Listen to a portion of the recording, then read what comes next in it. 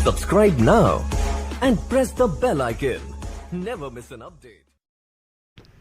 नमस्कार मित्रों, स्वागत करता हूं सभी का इस YouTube चैनल पर। साथियों, साइकोलॉजी की क्लास नंबर 65 लेकर आ गया हूं आपके लिए। तो मित्रों, अगर बात करूं इस क्लास की मैं, तो इस क्लास में मैं आपको पढ़ाने वाला हूं व्यक्तित्व मापन की प्रक्षेपी विधियों में 3 विधियां आज हो जाएगी। आज आपके CAT विधि हो जाएगी, आज आपके SCT विधि हो जाएगी और आज आपके WAT विधि हो जाएगी। तो मित्रों, केट सेट वेट, इस तरह से आप इसको याद रख सकते हो। मैंने आपको व्यक्तित्व मापन की 2 विधियाँ पहले भी पढ़ा दी है। टेट जो विधि होती है वो मैं पहले पढ़ा चुका हूँ, और जो रोशिया का शहीद अब्बा परीक्षण है वो भी पढ़ा चुका हूँ। अब साथियों, बाल अंतर्बोध परीक्षण जो केट विधि है, इसके बारे में बात करने वाले हैं। तीसरी विधि आती है व्यक्तित्व मापन की प्रक्षेपी विधियाँ भी चल रही है। तो बाल अंतर्बोध परीक्षण आपका आता है, इसको कहा जाता है CAT, अंग्रेजी में शॉर्ट में क्या कहते हैं, CAT, मतलब होता है चाइल्ड एप्रिसिएशन टेस्ट। ठीक है, चाइल्ड एप्रिसिएशन टेस्ट मतलब बाल अंतर्बोध परीक्षण। मित्रों, एक बात और अवगत कराना चाहूँगा कि आपके SST का टेस्ट जो 8 बजे रोजाना आता है वो अपलोड हो चुका है। आपके हिंदी शिक्षण का टेस्ट जो 30 प्रश्न है सभी सब्जेक्ट के दोनों लेवल के लिए, वो भी अपलोड हो चुका है। तो उन दोनों वीडियो को भी आप जाकर देख सकते हो। साथियों, बाल अंतर्बोध परीक्षण की मैं बात करूं तो बाल अंतर्बोध परीक्षण जो केट परीक्षण है, इसके जनक या जन्मदाता है लियोपोल्ड बेलक। ठीक है, लियोपोल्ड बेलक की जगह लियोपोल्ड बेलक भी लिखा हुआ आता है। 1948 में इन्होंने इस विधि का निर्माण किया था। कब? 1948 में। मित्रों, आपको इसका जो इंग्लिश में नाम है वो याद 100% रखना है, क्योंकि हिंदी में चेंज होके नाम आ सकता है। ये जो परीक्षण है, ये परीक्षण 3 से लेकर के 11 वर्ष के बच्चों के व्यक्तित्व मापन हेतु निर्मित किया गया था। मतलब जिस बालक की उम्र 3 साल से लेकर के 11 वर्ष की के मध्य होती है, उनका मापन चाइल्ड एप्रिसिएशन टेस्ट में किया जाता है। चाइल्ड मतलब बालक, देखो 3 से 11 वर्ष के बालक ही तो रहते हैं। मैं आगे बात करूं केट परीक्षण की, तो इस परीक्षण में कुल कार्डों की संख्या 10 होती है। कुल कितने कार्ड होते हैं? 10 कार्ड होते हैं इसमें। जैसे इसके पहले अपन ने जो परीक्षण पढ़े उसमें भी कार्ड बताए थे, उसी प्रकार इसमें भी कुल कार्ड कितने होते हैं? 10 होते हैं। तो मित्रों, यहाँ पे मैंने कार्ड लगाया है कि पहली चीज़ तो ये याद रखो कि इसमें कुल कार्ड कितने हैं? 10 हैं। ये 10 ही कार्ड कैसे रंगीन और आकर्षक है। रंगीन और आकर्षक क्यों हैं? क्योंकि छोटे बच्चों के लिए रंगीन आकर्षक चीज़ें ज़्यादा लुभावनी होती है। और ये जो कार्ड है, ये पशु पक्षी व प्रकृति से संबंधित इन पर चित्र बने होते हैं। जैसे देखिए, ये पक्षी उड़ रहे हैं, ये पेड़ है, ये प्रकृति संबंधित तो चीज़ें, ये जाने कौन सा पशु है, ये जाने कौन से पशु है। कोई समझ पा रहा है क्या कि ये कौन से पशु है और कौन से पक्षी है? नहीं आ रहे ना समझ में? क्यों नहीं आ रहे? क्योंकि ये सारे पशु पक्षी क्या है? ये सारे पशु पक्षी ये है विदेशी। विदेशी मतलब अपने देश के नहीं है ये, इसलिए तो आपको समझ में नहीं आ रहे। अगर ये भारत के होते तो आपको समझ में आ जाता है कि ये गाय है, बैल है या क्या है, ये जो भी हो। लेकिन ये विदेशी पशु पक्षी, इसलिए आपको समझ में नहीं आ रहे। ठीक है, याद रखने के लिए बोल रहा हूँ। आगे देखिए, लेकिन एक सही बात है कि ये सभी विदेशी पशु पक्षी थे। नेक्स्ट है मित्रों, परीक्षार्थी को एक एक कार्ड करके दिखाए जाते हैं, किंतु प्रत्येक कार्ड देखने का बंधन नहीं होता है। मतलब जो ये 10 रंगीन और आकर्षक कार्ड है, एक एक कार्ड छात्रों से दिखाए जाते हैं छात्रों को। और ये जरूरी नहीं है कि टोटल 10 कार्ड ही छात्रों को दिखाए। प्रत्येक कार्ड दिखाने के बाद परीक्षार्थी से उसकी उम्र के अनुसार प्रश्न किया जाता था। मतलब अगर ज़्यादा उम्र का है तो उसी लेवल से प्रश्न पूछेंगे, कम उम्र का है तो उसी लेवल से प्रश्न पूछेंगे कार्ड दिखाने के बाद। मित्रों, इस परीक्षण में प्रश्नों की संख्या भी निश्चित नहीं होती है। यूँ नहीं होता है कि कितने प्रश्न पूछेंगे, 4 पूछेंगे, 10 पूछेंगे, 15 पूछेंगे, ऐसा कोई फिक्स नहीं होता है। परीक्षार्थी द्वारा दिए गए उत्तरों के आधार पर उसके व्यक्तित्व का निर्धारण कर लिया जाता है। मतलब जो छात्र से प्रश्न पूछे प्रकृति से संबंधित, प्रकृति और पशु पक्षियों से संबंधित, अब वो उत्तर देगा, उसके आधार पर उसके व्यक्तित्व का निर्धारण कर लिया। मित्रों, मोस्ट इम्पोर्टेंट फैक्ट है इस परीक्षण का कि इस परीक्षण का सर्वप्रथम विचार अर्नेस्ट क्रिस के द्वारा दिया गया था। अर्नेस्ट क्रिस, ये नाम विशेष तौर पर आपको याद रखना है कि जो केट परीक्षण है, चाइल्ड एप्रिसिएशन टेस्ट है, उसका विचार देने वाले सबसे पहले कौन थे? तो अर्नेस्ट क्रिस आपका सही आंसर रहेगा। मित्रों, ये जो परीक्षण है, इसमें जो कार्ड थे, वो कार्ड में जो चित्र बने थे वो आपको क्यों समझ में नहीं आ रहे थे? क्योंकि इस परीक्षण में दिखाई देने वाले सभी पशु पक्षी विदेशी थे। विदेशी थे तो आपको कैसे समझ में आएंगे। अतः भारतीयों के अनुरूप इनका संशोधन एवं अनुकूलन कोलकाता विश्वविद्यालय की प्रोफेसर उमा चौधरी ने किया था। अब भारतीय तो इन पशु पक्षियों को समझ नहीं पा रहे थे, इसलिए कोलकाता विश्वविद्यालय में एक प्रोफेसर थी जिसका नाम है उमा चौधरी। इन्होंने ही सर्वप्रथम इस परीक्षण का संशोधन भारतीय लोगों के अनुरूप किया था। तो मित्रों कुछ इंपॉर्टेंट फैक्ट बनते हैं कि जो केट परीक्षण है उसके जनक कौन है, तो आपका आंसर रहेगा लियोपोल्ड बेलक। फिर प्रश्न बनता है केट परीक्षण में कुल कार्डों की संख्या कितनी है, 10 है। 10 ही कार्ड कैसे होते हैं, रंगीन और आकर्षक होते हैं। जो केट परीक्षण है इसका सबसे पहले विचार किसने दिया था, अर्नेस्ट क्रिच ने। केट परीक्षण में जो पशु पक्षी दिखाई देते थे उनका भारतीयों के अनुसार अनुकूलन और संशोधन किसने किया था, उमा चौधरी ने। तो इस प्रकार से आपके एग्जाम में प्रश्न आ सकते हैं, इससे ज़्यादा और आपकी इसमें कुछ नहीं आएगा। नेक्स्ट देखेंगे मित्रों, इसका नाम जरूर आपको याद रखना है। चौथा परीक्षण आता है WAT, जिसको कहा जाता है वर्ड एसोसिएट टेस्ट। वर्ड मतलब होता है शब्द, एसोसिएट मतलब होता है साहचर्य, टेस्ट मतलब होता है परीक्षण, मतलब शब्द साहचर्य परीक्षण, जिसके जनक हैं फ्रांसिस गाल्टन, और इसको इन्होंने दिया था 1879 में। चलिए आगे देखते हैं। साथियों इस परीक्षण की बात की जाए तो जैसा कि इस परीक्षण में ये देखिए यहाँ पर एसोसिएट एक शब्द लिखा हो, एसोसिएट, और इधर लिखा हुआ है वर्ड, मतलब जो शब्द होते हैं उनका एसोसिएट मतलब साहचर्य या संबंध इस विधि में स्थापित किया जाता है। तो साथियों इस परीक्षण में 50 से 70 उद्दीपक शब्द होते हैं।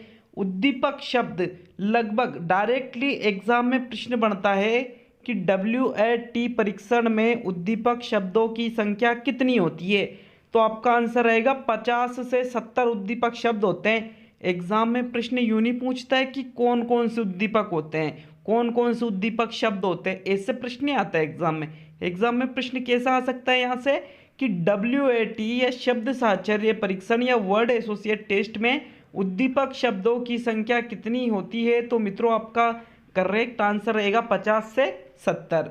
साथियों ये जो 50 से 70 उद्दीपक शब्द होते हैं, इन शब्दों को परीक्षार्थियों के समक्ष एक एक करके कम से कम 20 उद्दीपक शब्द प्रस्तुत किए जाते हैं। अब देखिए 70 या 50 से 70 जो शब्द है, इनमें से कोई से भी 20 उद्दीपक शब्द जो परीक्षार्थी है जिसके व्यक्तित्व का मापन किया जा रहा है उसके सामने प्रस्तुत कर दिए। उसके बाद में क्या होता है, उनसे अधिकतम 1 मिनट में छात्र से बोल दिया जाता है कि भाई आपको मैक्सिमम 1 मिनट का टाइम मिलता है, आपको एक उद्दीपक शब्द से संबंधित एक शब्द को लिखना है। जैसे कोई सा भी एक उद्दीपक शब्द दे दिया, जैसे एक शब्द दिया यहाँ पर क्रोध, क्या दिया, क्रोध, तो इससे संबंधित आपको एक और शब्द लिखना है, उसके लिए आपको 1 मिनट का टाइम दिया जाता है। तो जो छात्र है वो लिख देता है जैसे गुस्सा, ठीक है, क्रोध का जो साहचर्य है गुस्सा लिख देता है, उससे संबंधित कुछ भी हो सकता है, लड़ाई हो सकती है, उसके जो मर्जी आए, उसका जो मन करे वो शब्द वो लिख सकता है। फिर इन दोनों के मध्य साहचर्य स्थापित किया जाता है, ठीक है, जो उद्दीपक शब्द छात्र के सामने प्रस्तुत किया गया और जो उद्दीपक शब्द से संबंधित जो शब्द छात्र ने लिखा है उन दोनों के मध्य संबंध स्थापित किया जाता है। यदि इन दोनों के मध्य जो संबंध है वो धनात्मक या प्लस वाला आ जाए तो ये मान लिया जाता है कि उसका व्यक्तित्व अच्छा है। यदि उन दोनों शब्दों के मध्य का संबंध शून्य आ जाए कि कहीं से कहीं तक कोई संबंध नहीं है दोनों का, तो उस व्यक्ति का व्यक्तित्व सामान्य मान लिया जाता है। और यदि उद्दीपक शब्द का और छात्र द्वारा लिखे गए शब्द का संबंध ऋणात्मक हो, कैसा हो, ऋणात्मक, तो फिर उस व्यक्ति का व्यक्तित्व कैसा माना जाता है, बुरा मान लिया जाता है। तो मित्रों ये जो टेस्ट है इसमें से मैक्सिमम 4-5 प्रश्न ही बनते हैं, लेकिन एक सबसे इम्पोर्टेंट प्रश्न बनता है कि बाद में कार्ल जुंग ने इस परीक्षण में उद्दीपक शब्दों की संख्या बढ़ाकर 100 कर दी थी। ये बहुत इंपॉर्टेंट फैक्ट बनता है जो सभी जगह आपको देखने को नहीं मिलेगा कि जो WAT परीक्षण था, वर्ड एसोसिएट टेस्ट जो होता है, उसमें उद्दीपक शब्दों की संख्या कितनी है, 50 से 70, लेकिन कार्ल जुंग ने इन उद्दीपक शब्दों की संख्या कितनी कर दी थी, बाद में 100। तो अगर यूं पूछे कि कार्ल जुंग ने उद्दीपक शब्दों की संख्या WAT परीक्षण में बढ़ाकर कितनी की थी, तो वहाँ पर आपका आंसर रहेगा 100। और साथियों इसका अलावा यहाँ पे एग्जाम में आपसे ये यहाँ से मेन प्रश्न बनता है, WAT परीक्षण के जनक कौन है? Francis Galton. शब्द साहचर्य परीक्षण के जनक कौन है? Francis Galton. Word associate test के जनक कौन है? Francis Galton. तो मित्रों यहाँ पर बहुत इंपॉर्टेंट प्रश्न बन जाते हैं। और पांचवा और अंतिम आज की क्लास का, ठीक है, आज की क्लास के अंतिम विधि पढ़ेंगे जिसको कहा जाएगा SCT। क्या कहा जाएगा? SCT। तो साथियों इसके बाद खेल नाटक ड्रामा परीक्षण हो रहे हैं, लेकिन वो मैं आपको अगली क्लास में पढ़ाऊंगा। तो SCT का मतलब क्या होता है? S का मतलब है सेंटेंस, C का मतलब है कंप्लीशन और T का मतलब है टेस्ट। सेंटेंस कंप्लीशन टेस्ट मतलब वाक्य पूर्ति परीक्षण जिसको कहा जाता है। मित्रों इसको वाक्य कहानी पूर्ति परीक्षण भी कहते हैं और इसके जनक है पाइन एवं टेंडलर। ये याद रखना है आपको अच्छी तरह से। SCT परीक्षण के जनक कौन है? पाइन एवं टेंडलर। इन्होंने सन 1930 में इस SCT परीक्षण का निर्माण किया था, 1930 में। साथियों इस परीक्षण में 12 अधूरे वाक्य या एक अधूरी कहानी होती है। देखो नाम ही क्या है? वाक्य कहानी पूर्ति परीक्षण। मतलब या तो वाक्य की पूर्ति करना पड़ेगा आपको या फिर आपको कहानी की पूर्ति करना पड़ेगा। तो आपको ये याद रखना है जो सेंटेंस कंप्लीशन टेस्ट है जिसके जनक पाइन एवं टेंडलर है, जनक तो याद रखना ही पड़ेगा आपको। और यह व्यक्तित्व मापन की प्रक्षेपी विधि के अंतर्गत आती है। इस परीक्षण में कुल 12 अधूरे वाक्य होते हैं, या अगर 12 अधूरे वाक्य नहीं है तो कोई सी भी एक अधूरी कहानी होती है। किसकी अधूरी कहानी होती है? जिसकी लेखक चाहता है उसके दे देता है। जरूरी नहीं कि मेरी अधूरी कहानी वहाँ आएगी या आपकी अधूरी कहानी आएगी। अब मित्रों बहुत इंपॉर्टेंट फैक्ट है, बहुत ज़्यादा, कि ये जो वाक्य होते हैं अधूरे वाक्य, इन सभी वाक्यों की शुरुआत मैं मछली वाले से होती है। अब वो मैं, माँ, मी, मू, में, मो, मम में, इस प्रकार कुछ भी हो सकता है। मतलब मैं का जो रूप चलते हैं जितने, उनसे शुरू होते हैं ये सभी वाक्य। जैसे मित्रों मैं आपको उदाहरण देता हूँ कि मैं जब दुखी होता हूँ तब, और फिर बीच में आगे यहाँ पे खाली स्थान छोड़ दिया जाता है और फिर उसकी पूर्ति किससे कराई जाती है? परीक्षार्थी से कराई जाती है। अब मित्रों परीक्षार्थी के समक्ष इन वाक्यों को अचानक प्रस्तुत कर दिया जाता है। जो अधूरे वाक्य होते हैं ना, 12 या एक अधूरी कहानी होती है, इनको अचानक से ही जो छात्र होता है उसके सामने प्रस्तुत किया जाता है, जिससे वह अचेतन मन से ही इनकी पूर्ति कर देता है, जिसे पढ़ करके उसके व्यक्तित्व का निर्धारण कर लिया जाता है। तो साथियों ये भी याद रखना है आपको कि यहाँ पर भी अचेतन मन का ही उसका निर्धारण किया जाता है, अचेतन मन के द्वारा व्यक्तित्व का। जैसे यहाँ पे कुछ उदाहरण है, जैसे मैं जब खुश होता हूँ तब, इस प्रकार से वाक्य रहेगा। आगे रिक्त स्थान रहेगा, इसकी पूर्ति आपको करनी पड़ेगी।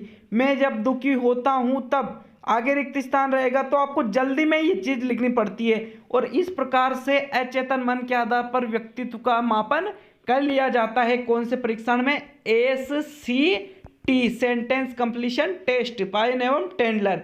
तो मित्रों 5 विधियां पढ़ा चुका हूं व्यक्तित्व मापन की, और प्रक्षेपी विधियों में आपके एक विधि और बच रही है। इसके बाद अप्रक्षेपी विधियां पढ़ेंगे और आपके व्यक्तित्व का टॉपिक पूरा हो जाएगा।